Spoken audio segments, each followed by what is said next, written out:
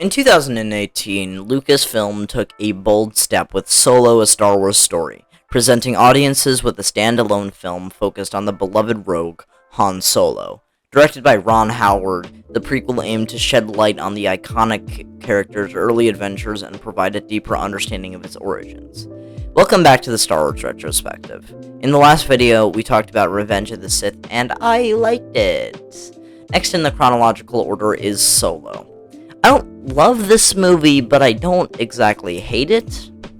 While Solo offers glimpses of the charm and excitement that define Star Wars, it ultimately falls short of its potential. This video is to kind of examine the missed opportunities within Solo, highlighting its flaws without dismissing its inherent entertainment value. One of the key shortcomings of Solo is its failure to carve out a unique identity within the Star Wars franchise. Rather than offering a fresh take on the universe, the film relies heavily on fan service and nostalgia. From the predictable appearances of classic characters to overt references to iconic moments, Solo feels more like an homage to its predecessors than a standalone story. This reliance on familiarity inhibits the film's ability to explore narratives and ideas, ultimately leaving audiences with a sense of missed potential. While Han Solo is undoubtedly a captivating character, Solo fails to deliver the depth and complexity that made him so beloved in the original trilogy. The film's supporting cast, including Chewbacca, Lando Calrissian, and Qi'ra, are given limited development, reducing them to mere plot devices for fan service vehicles. The lack of substantial character arcs prevent the audience from fully investing in their journeys, leaving them feeling one-dimensional and underutilized. Solo suffers from a predictable and formulaic plot that lacks the surprises and twists that audiences have come to expect from the Star Wars universe. The film follows a well-trodden path, ticking off familiar story beats without taking risks or delving into uncharted territories. By adhering to a predictable structure, Solo squanders an opportunity to explore the gray areas of morality and further deepen our understanding of the galaxy's criminal underbelly. The film's pacing is uneven, struggling to find a consistent rhythm. Solo often feels rushed, glossing over significant events and character developments in favor of advancing the plot. Conversely, it also suffers from lengthy exposition and unnecessary detours that detract from the overall momentum. Furthermore, Solo struggles to strike the right balance between the lightheartedness and gritty tone that it attempts to embody, resulting in tonal inconsistencies that dampen its impact. Before continuing with the negative, here's some positives. Solo possesses some positive aspects, such as his engaging action sequences and charismatic performances. One of the standout qualities of Solo lies in its adrenaline-pumping action scenes.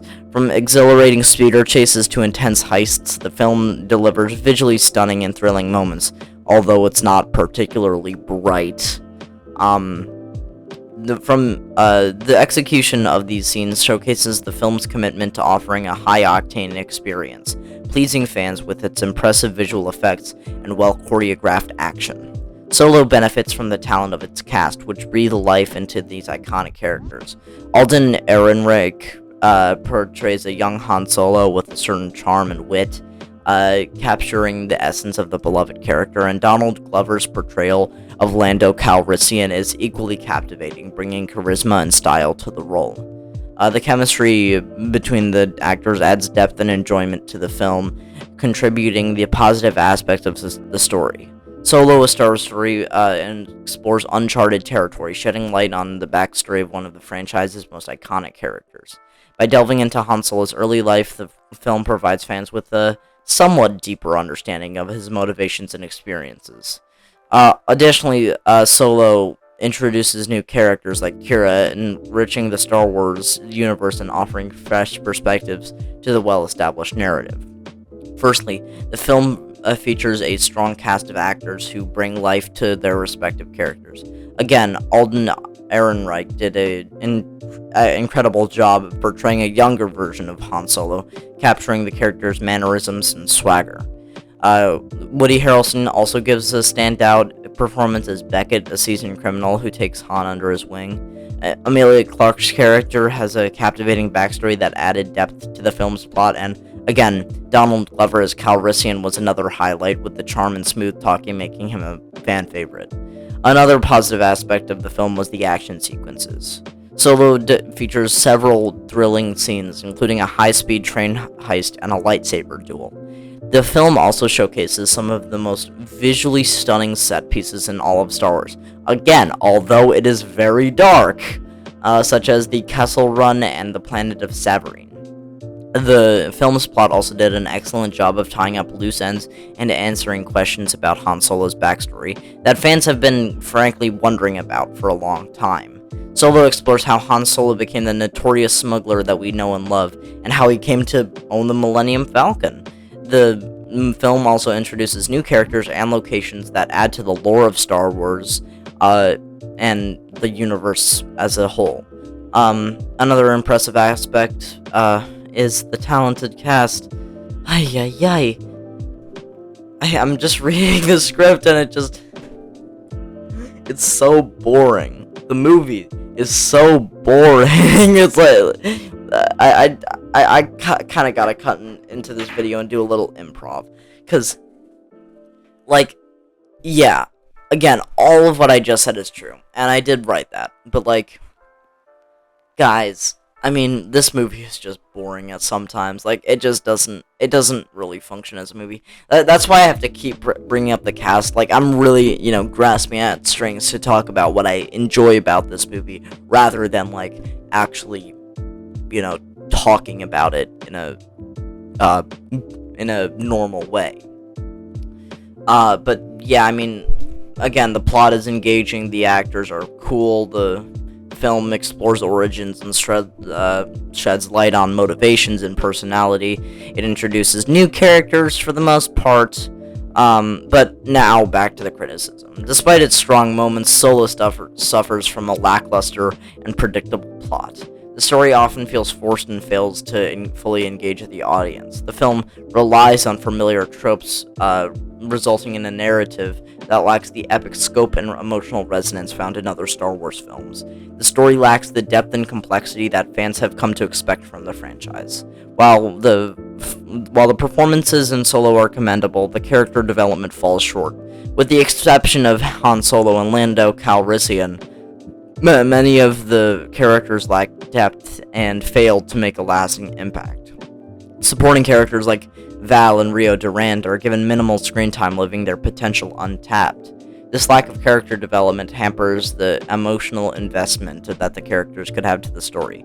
The antagonist, Dryden Voss, portrayed by Paul Bettany, fails to leave a lasting impression. Voss lacks the menace and gravitas of previous Star Wars villains, ultimately feeling like a pretty just generic antagonist.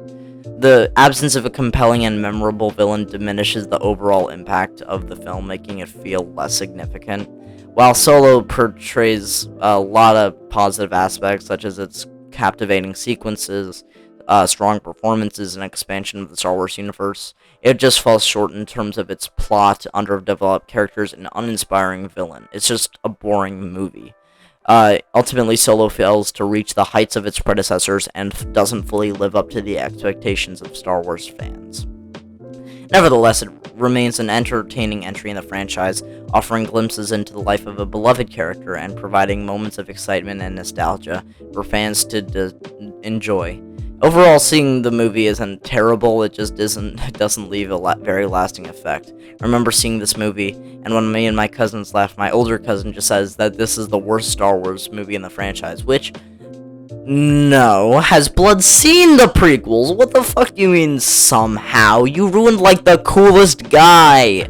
Out of all of the Star Wars movies, this is the most mid. It doesn't really build on anything, and it makes one of the best characters worse, but it also doesn't make him hateable, and I like the way it expands on certain things, so yeah, mid. This video is obviously shorter than the rest. That's because there isn't really much to say. 5 out of 10. That's about it for today. Tune in tomorrow for the review of Obi-Wan Kenobi, which, spoiler alert, I don't like. In fact, I am going to lay into it tomorrow. So, bye guys.